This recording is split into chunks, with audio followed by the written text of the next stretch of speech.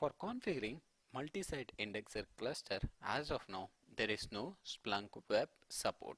Probably in the future version, we will be getting the support for configuring multi-site.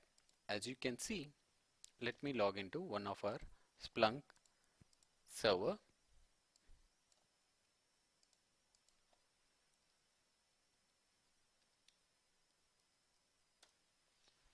Here you will be able to see under Indexer Clustering tab, you don't have an option to specify which site it belongs to.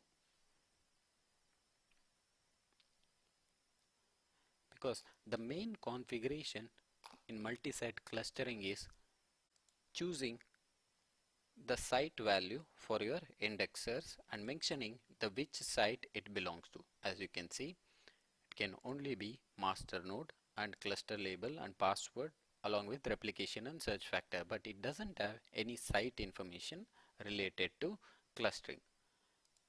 We'll be configuring indexer cluster through the backend. Let me log out. I have logged into Linux CLI.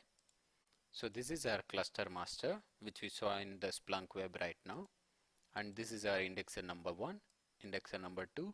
Similarly, I'll place this in site 1, I'll place this in site 2. For this, the configuration is relatively simple, the same as single site clustering. We'll be under system local server.conf file, which was the same file that was generated for our clustering. As you can see, the previous cluster that we created is under disabled mode because I disabled it in order to demonstrate multi-site clustering.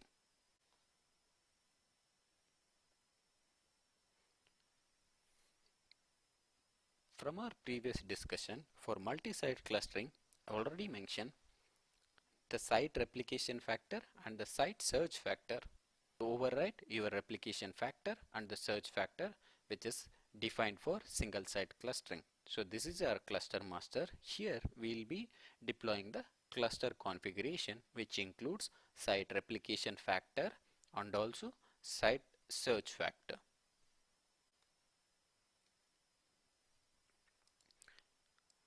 This will be our clustering configuration, that is a total of 6 lines. We'll go through them one by one.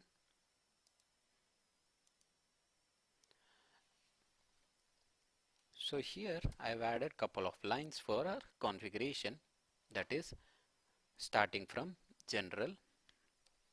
Let me make it more clear. Multi-site.